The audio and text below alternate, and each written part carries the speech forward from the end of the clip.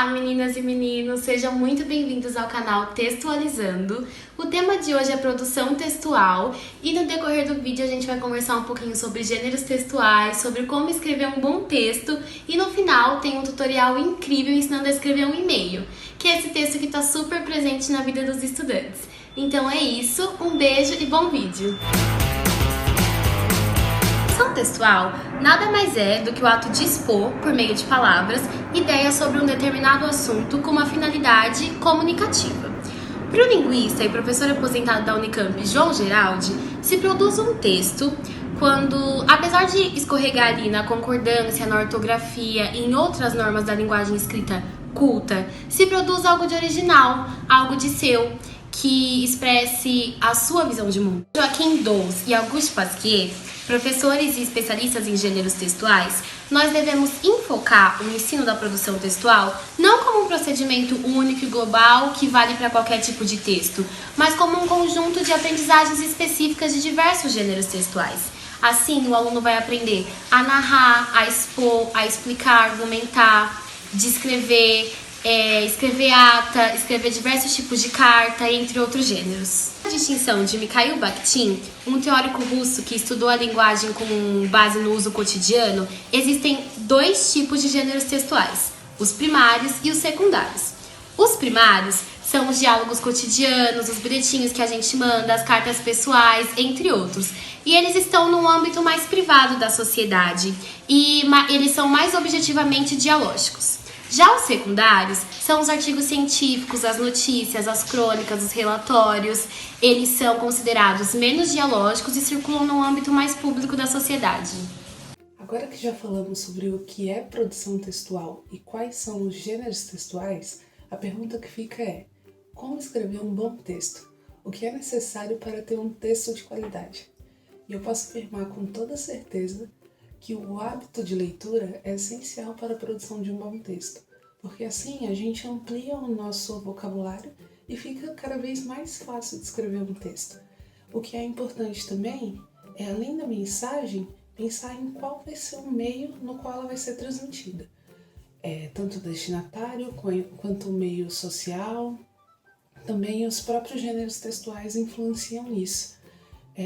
Devemos também entender de forma segura esse tema no qual a gente está falando e levar em consideração as opiniões já dadas sobre o tema, pesquisas e informações que já foram feitas anteriormente. O objetivo comunicativo, assim como o público-alvo, deve ser definido para que dessa forma possa se estruturar as ideias primárias e secundárias. E deve-se também entender os gêneros para poder estruturar também a finalidade comunicativa do texto. Devemos também estruturar o texto dividindo a introdução, do desenvolvimento e da conclusão, apresentar coerência e coesão ao desenvolver das ideias, facilitar a transmissão e a compreensão dessa mensagem através do uso correto da escrita, usando de forma clara a pontuação e a ortografia apresentada pelo nosso país. O que a gente deve fazer para evitar alguns erros durante o nosso texto?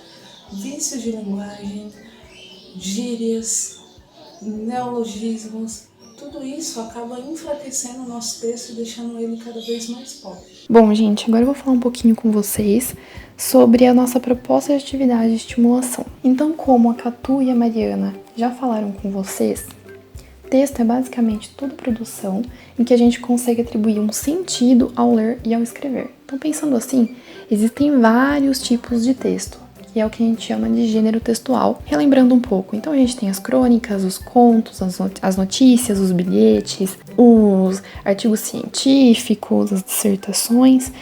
Então, assim, a gente lembra de todos esses gêneros e muitas vezes a gente esquece de um muito importante, que é justamente do que a gente vai falar hoje, que é o e-mail.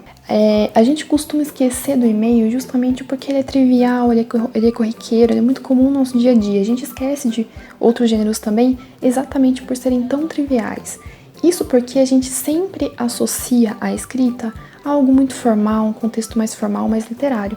Então, com esse vídeo, a gente realmente tem esse objetivo. O primeiro objetivo é esse, romper com esse conceito de escrita. Então, ampliar esse nosso conceito. E qual a vantagem de utilizar o e-mail como proposta de intervenção na escrita? Bom, a primeira é o que nós já conversamos. Então, o e-mail, ele é muito utilizado hoje em dia por várias pessoas, por vários tipos de pessoa, em vários âmbitos, em vários contextos, com várias finalidades. A segunda vantagem é atrelada a essa primeira mesmo, porque a gente acredita muito que quando a gente estuda através de um recurso, através de uma ferramenta em que a gente enxerga a funcionalidade dela na nossa vida, fica mais fácil de aprender, fica mais prático, fica mais claro. A terceira e principal vantagem é que a gente enxerga no e-mail a possibilidade de trabalhar várias habilidades. Então, você está ali escrevendo o seu e-mail, você trabalhando a semântica e sintaxe, na organização das palavras, na estruturação das orações, ao mesmo tempo que você está utilizando muito a pragmática, porque você tem que pensar se a sua linguagem está adequada para o tipo de destinatário, se você está se fazendo claro, se você está se fazendo entender, se você está se mantendo no assunto, se você tem clareza, se você tem coerência, se você tem coesão. Você tem que prestar atenção se o seu texto está limpo, está fluido ou está ficando redundante, além de outras habilidades muito importantes também, principalmente a respeito do processamento fonológico.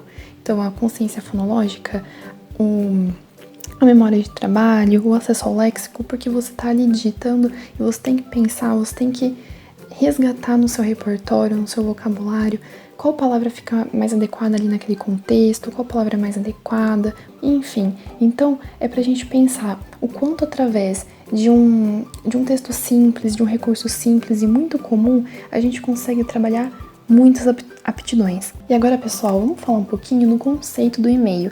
Então, de onde que ele vem, para que ele serve? O termo e-mail vem do inglês electronic mail, que significa, numa tradução livre, correio eletrônico. Então, só dessa tradução a gente já consegue tirar que esse recurso, o e-mail, ele vem das cartas, né? Então, antes da gente ter o e-mail, a gente tinha as cartas, que era um meio de comunicação muito utilizado para as pessoas se comunicarem, se contatarem à distância, mas que dependia de muitos processos e por causa disso essa comunicação era mais lenta. Por conta dessa familiaridade, a gente sabe que esses dois textos possuem estruturas muito parecidas. Ambos possuem remetente, destinatário, vocativo, corpo do texto, despedida e assinatura. E a gente vai ver aqui um pouquinho de cada um desses elementos para esclarecer as dúvidas e ficar mais fácil na hora de digitar o seu e-mail. Bora lá então, pessoal. Começando pelo destinatário. O destinatário não tem erro, não tem segredo, é para quem você envia aquele e-mail. O assunto. O assunto é sobre o que você vai falar. No assunto, é importante que você seja rápido, que você seja claro e sucinto, porque não é um texto, é uma coisa rápida mesmo. Ele é bastante importante para situar o leitor na mensagem, para ele saber do que se trata aquela mensagem. Tem gente que não coloca e realmente é facultativo, é opcional, você pode enviar seu e-mail sem o assunto, mas ele é interessante para priorizar o seu e-mail. Então, às vezes a pessoa recebe vários e-mails e é pelo assunto que ela vai observar, que ela vai analisar qual que interessa mais para ela naquele momento, qual que ela vai ler primeiro, qual que ela vai ler depois. Então, às vezes, se você não coloca, dificulta um pouco essa organização e você pode acabar sendo deixado de lado. Então, de preferência, coloque o assunto. Depois de colocar o assunto, você cai na caixa de texto. Daí surge aquela dúvida, né? Como eu começo o meu texto? Por onde eu começo? É aí que entra o vocativo. O vocativo é um chamamento. É como você vai iniciar a conversa com aquele indivíduo. Então, existem várias formas de você fazer isso. Você pode usar pronome de tratamento, você pode usar forma de tratamento, você pode usar formas mais carinhosas que você tem com aquela pessoa. Tudo vai depender do grau de intimidade que você tem com o seu destinatário e do grau de formalidade daquela conversa, daquele e-mail. Uma dica muito importante é você evitar utilizar marcas temporais. Então, falar bom dia, boa tarde, boa noite não é tão legal, porque você não sabe o horário que outra pessoa vai ler o seu e-mail.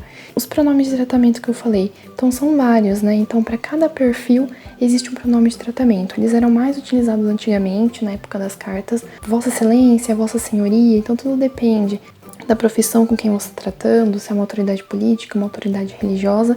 No finalzinho eu posso até deixar uma tabela para ajudar vocês quanto a isso.